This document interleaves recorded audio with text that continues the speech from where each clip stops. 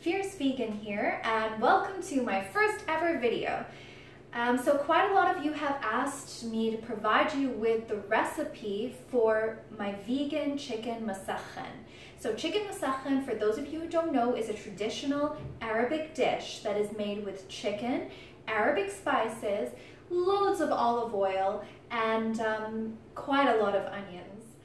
For the chicken, I like to use the Gentle Chef's recipe. That's Guy Michael Conroy, and if you haven't heard about him, then I totally recommend that you go out and buy his books. So I use the book Z.A.N and Beyond to learn how to make vegan chicken.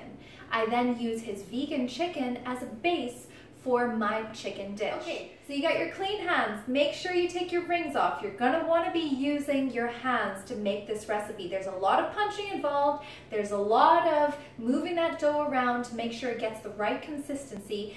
And as what we're gonna do is, just to show you the ingredients we have here, we've got our seitan flour, and we've got our vegetable oil.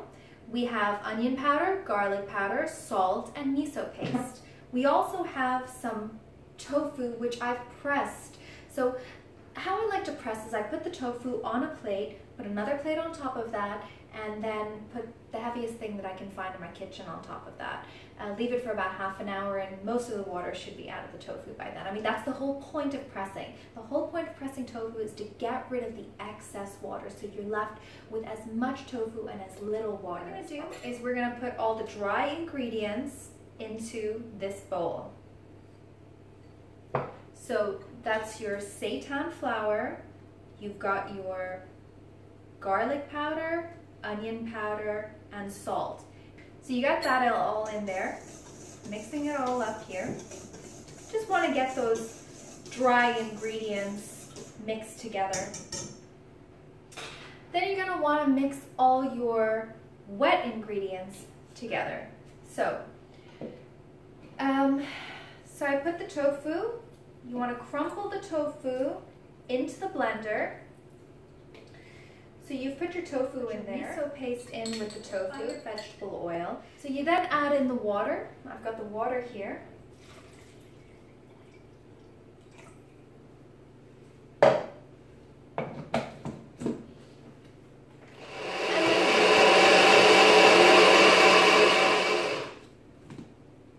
Okay, and listen, don't worry if there's, some left over, if all of it doesn't actually go into your dish, because it's not really such a big deal. So you're going to want to pour it in to your flour, mix it up. And by the way, a word of warning about seitan: whatever you do when you are trying to clean seitan, do not use hot water, because you're basically going to activate it, and this stuff is crazy difficult to clean. Crazy difficult to clean. I'm actually going to abandon the professional looking whisk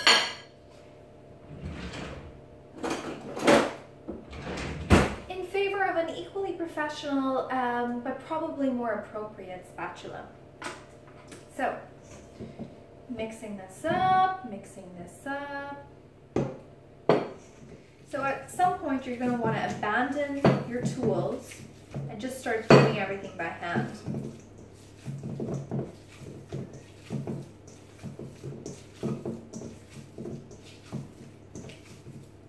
Okay, so you're going to want to keep moving this dough around and kneading it. And we're going to get to the kneading in a minute, but I just want to mix it up properly first.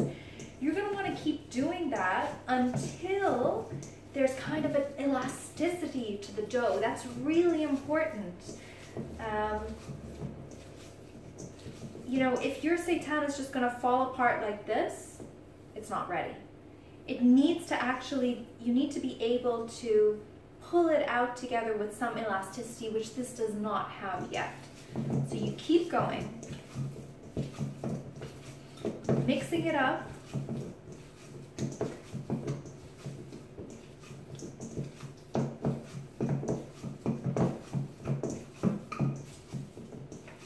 By the way, the stock that I've got bubbling on the stove, It's basically just onions, celery, carrots, thyme, rosemary, garlic, onions, a little bit of sugar, some salt, some pepper, and you know, you can make that in advance. Or you can make it on the day. If you are making it on the day, make sure that it simmers for at least an hour before you use it, because you want to. So I can really feel this get a lot more elastic right now.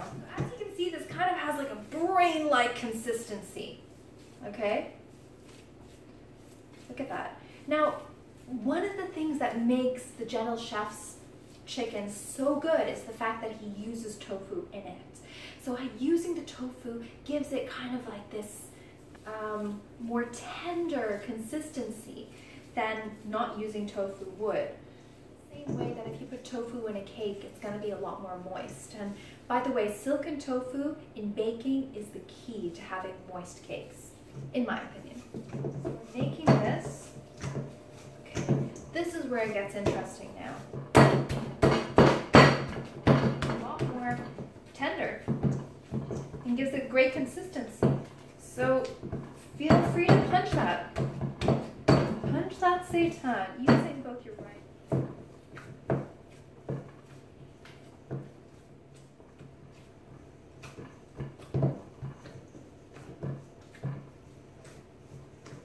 So see the way this is actually getting more of an elastic consistency now. The longer that you knead it for. And you know, you're going to want to knead it pretty roughly for at least 5 minutes. Okay, so after kneading and beating the Z.A.N, you then want to separate it into cutlets or whatever shape you want. If you want nuggets, you can do nuggets. So what I like to do is actually just half it, then quarter it. In a ball between my hands like this, I then flatten it out with the heel of my palm.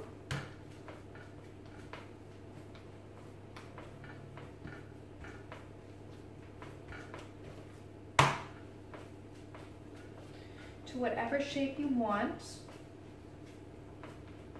And by the way, it's totally open to you to cut them into whatever shape you want after they've been cooked. So don't get too caught up in whatever shape you want it to be this time. All right, so you're gonna pop these into the oven. I've got the oven heated to about 180 degrees Celsius, and I'm gonna pop these in for about 20 minutes. Okay, so here we are. We've got our chicken in here. Oh, look at that. Your chicken into the stock. Now you don't want this stock to boil, so keep it at a simmer, keep the top off. And you're gonna notice that they're gonna float up to the top, and that's perfectly normal. That's totally fine.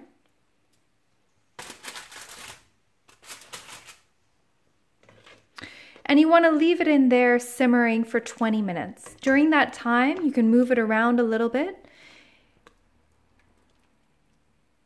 to make sure that all of the pieces get covered by the stock. Look how beautiful those cutlets are. They're so soft, they're so tender, they're perfect.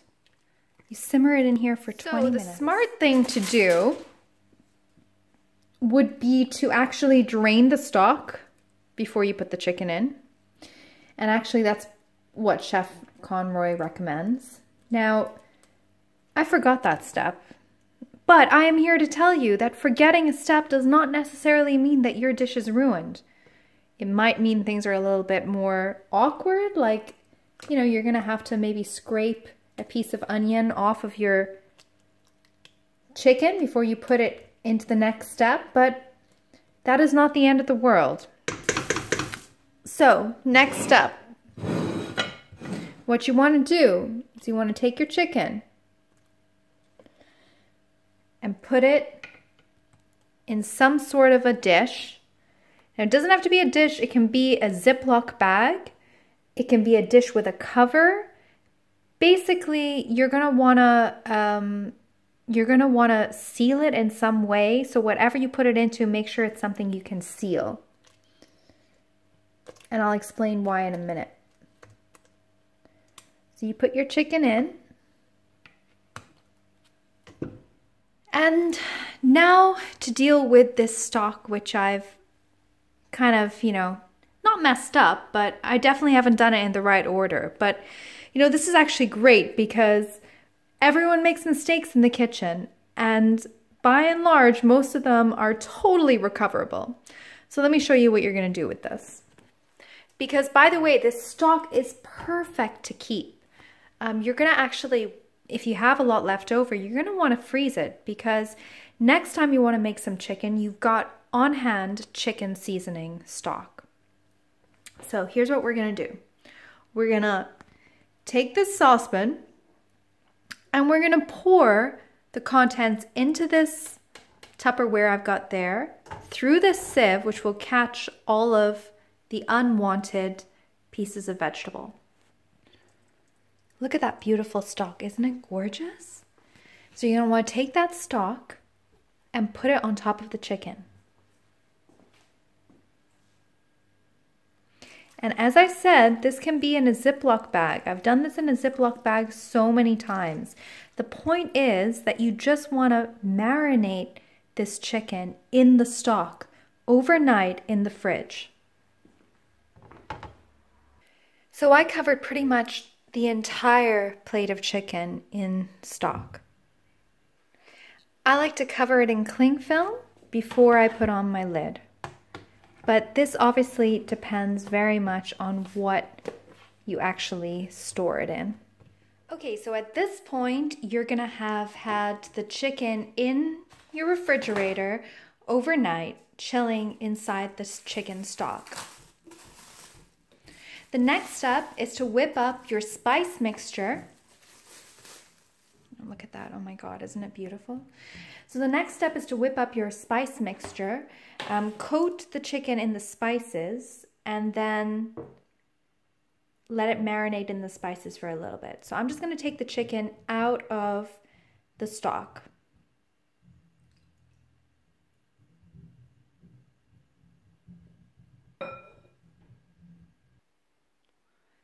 My God, isn't that beautiful? I mean, just look at the texture of this chicken. It's firm, but it's just so moist inside. Don't forget, you're gonna wanna hold on to that stock because next time you're making this chicken, you can actually just use this stock and add a little bit of water to it.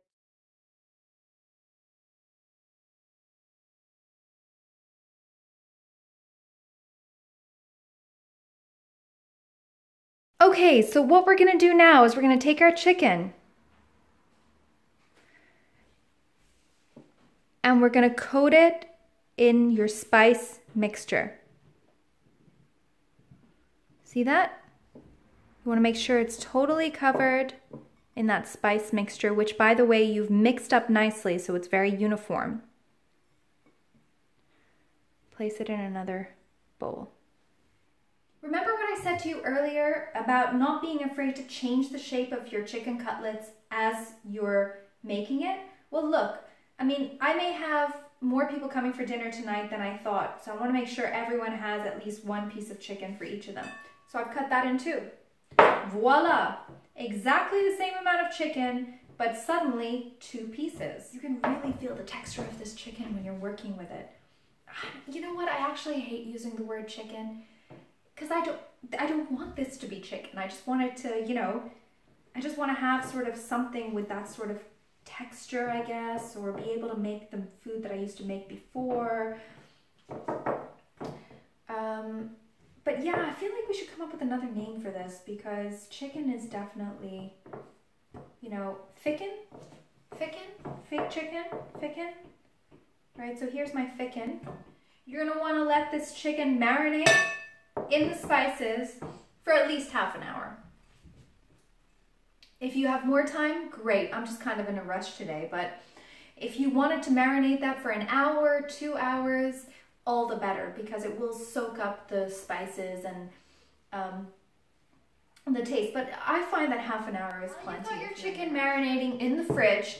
What you're gonna wanna do is prepare the onions. So I like to use a lot of onions. I've got a whole bag of onions here. That's 1 kilo of onions. I may even need more. I'm gonna see how much this comes to, but I generally like to fill this bowl up.